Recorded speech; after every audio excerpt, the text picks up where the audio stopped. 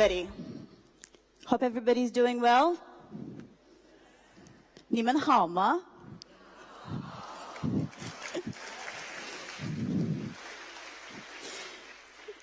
Lately, I've found myself a lot more comfortable expressing my thoughts in Chinese, so please excuse me if my line of thought isn't as well organized when I'm speaking in English.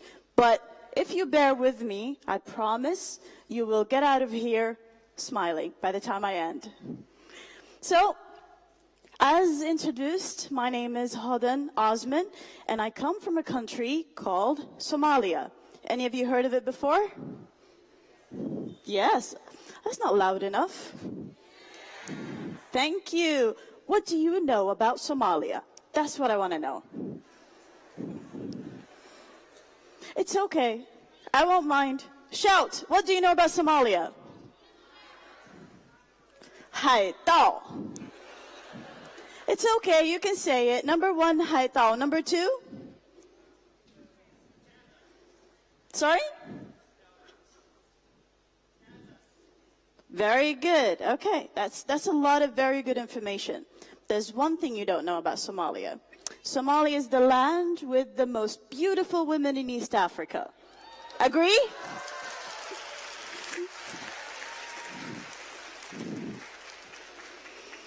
On a more serious note, Somalia is one of the most beautiful countries in East Africa. Only somebody who's been there would know. Because I also only found out very recently. I'm Somali, yes, but I was not born in Somalia, and I was not raised there. I went there at a later age to discover my own home. A home that I thought was completely different, because in the media, the Somalia I saw was suffering from drought. The Somalia I saw was suffering from famine. The Somalia I saw was suffering from civil wars. So like you, in my imagination, I thought that Somalia must be a terrible place to live in. To my surprise, that's not the truth. Somalia has one of the most beautiful coastlines and beaches on the African continent.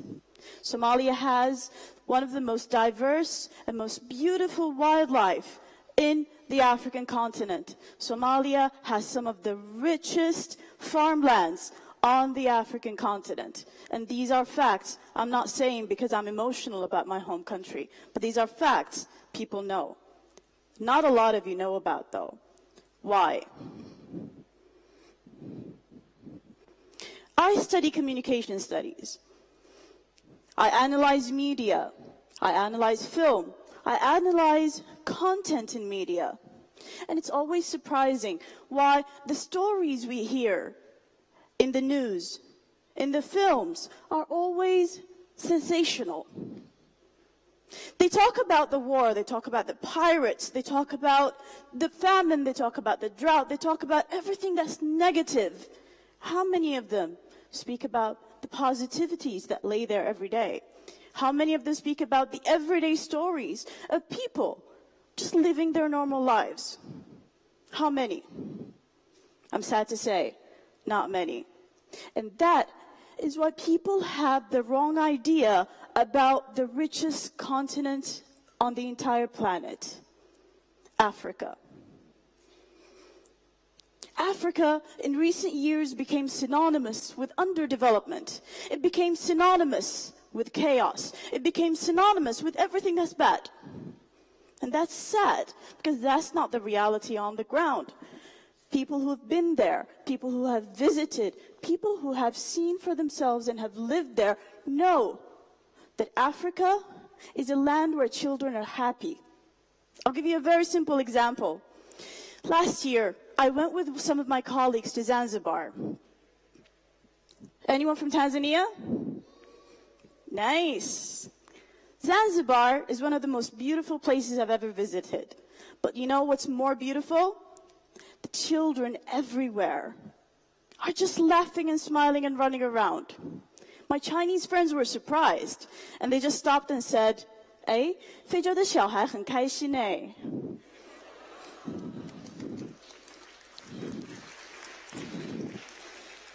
I'm like, of course 他们很开心. Of course they're happy. They have a blue sky every day, right? It's true. They're not missing anything, and they don't know that they're missing anything. And that's the beauty of it. Now, we come back to what it is the reality in Africa today. Yes, there is lack of infrastructure connectivity. Yes, there is lack of technological improvement. Yes, there is a lot that's lacking on the continent. But that doesn't mean that poverty was Africa's destiny. I believe that poverty disrupted Africa's destiny. I'll give you a very simple example.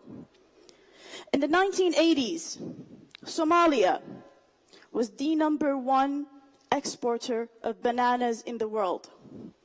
Would you believe that? It was the #1 exporter of bananas in the entire world. Somalia's bananas were amongst the most tasty in the entire planet. Today, we don't have anybody farming. Why? Everybody thinks there's a beautiful life in Europe, in America. They're taking boats, risking their lives, and they're dying because of illegal migration. Because they don't know what they can produce, the wealth they can produce in their own lands, right in their neighborhoods.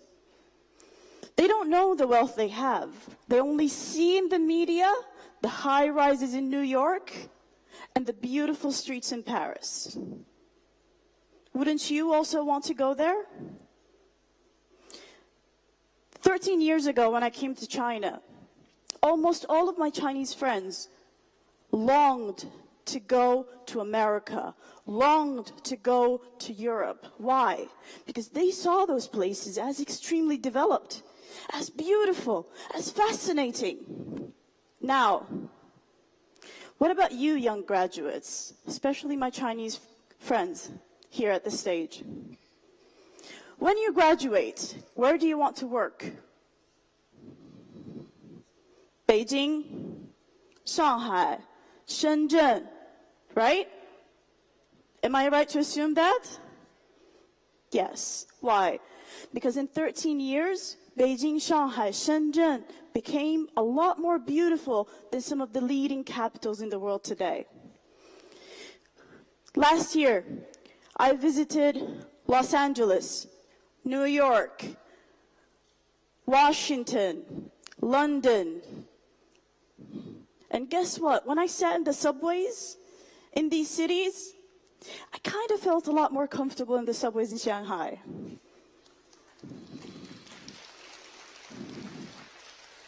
And that's the reality of development. It's a moving wheel. It's never standing still.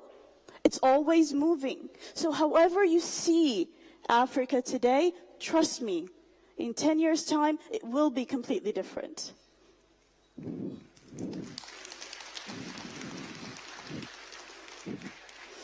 Another example. 13 years ago, I came to China. My first stop, naturally, was Beijing. And then I was heading to the university where I was supposed to start my Chinese language. It's a city called Yangzhou. 烟花三月 下扬州. Very good. Yangzhou is a beautiful city in Jiangsu province. Now, I took a train from Beijing to Yangzhou. It took me 14 hours. And I sat on Wopo.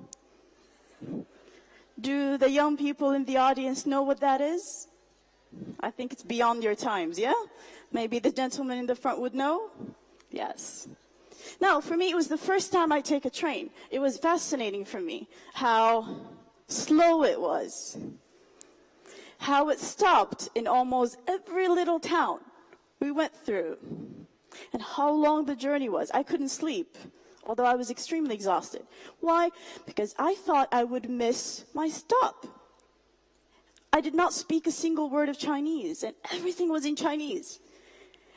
Most importantly, all of the cities sounded alike. How am I going to know when I'm in Yangzhou? So I couldn't sleep. And I kept asking and asking and asking, are we in Yangzhou yet? And nobody spoke English. Luckily, I found my way. Now, what about today? Today, I can take a train from Beijing, and it will take me to Hangzhou in how long? 5 hours. How amazing is that? That is the transformative force of development nobody can stop. However, what does development actually need? I mean, the same years that are passing while I'm in China are passing while my family and friends are in Somalia.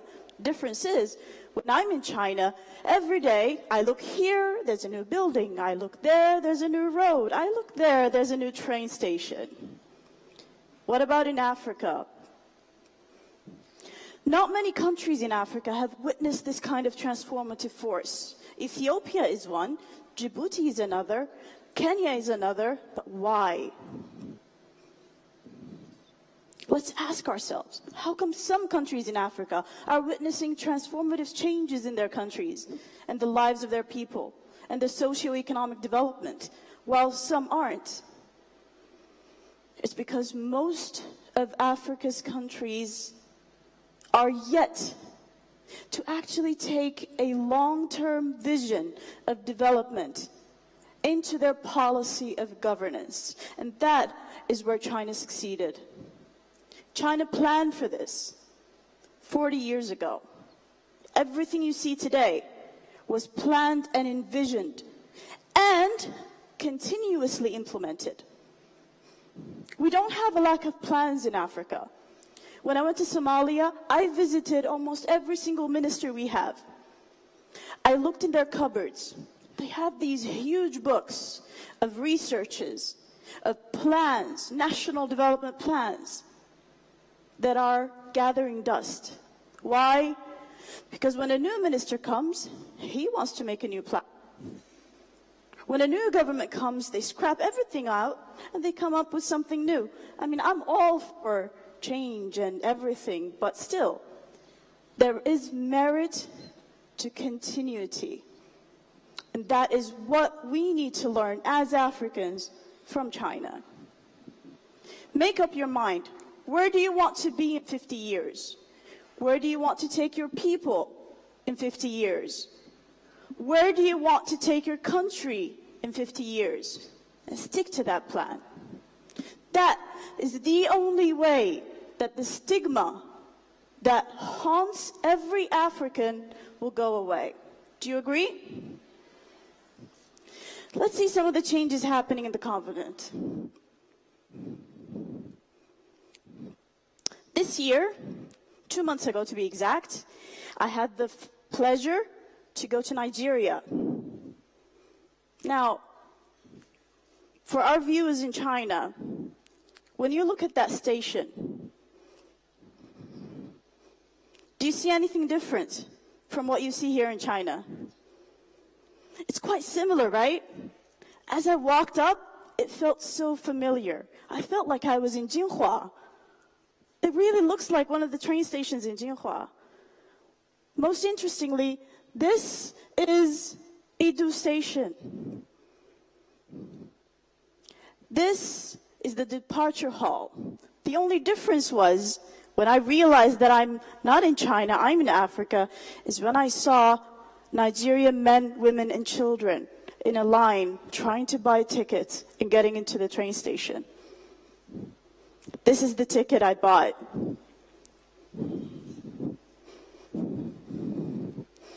And this is the train track that I was about to travel on. And this is the train, made in China, for Africa. This train was completely filled. No single seat was empty. And it's like that 5 times a day, taking people in between Abuja and Kaduna.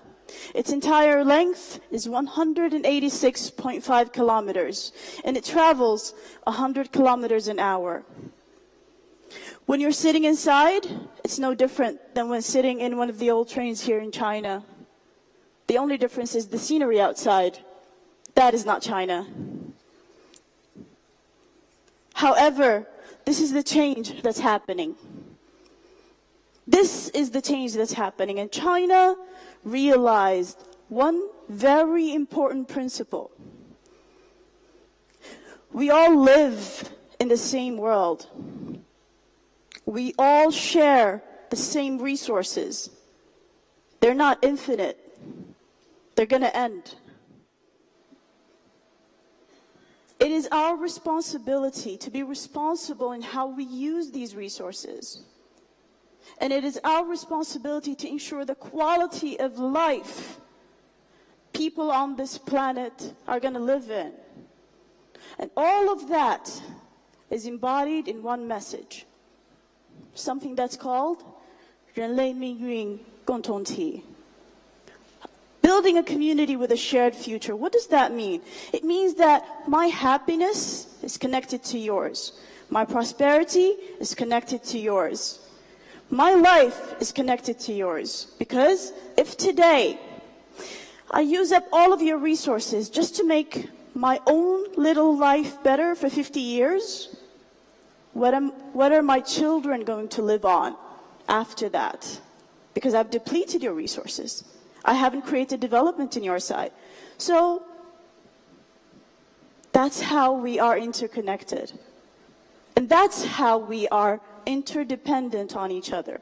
And this is what China realized. I was very fortunate and honored to be a part of this year's FOCAC Summit. During the roundtable sessions, leaders from 53 countries spoke their mind about how they viewed their relations with China, how they viewed China-Africa relations, and how they viewed the notion of building a community with a shared future between China and Africa. And it was a unanimous thought that our fates are interdependent, that they all agree if we don't move together, we will go nowhere.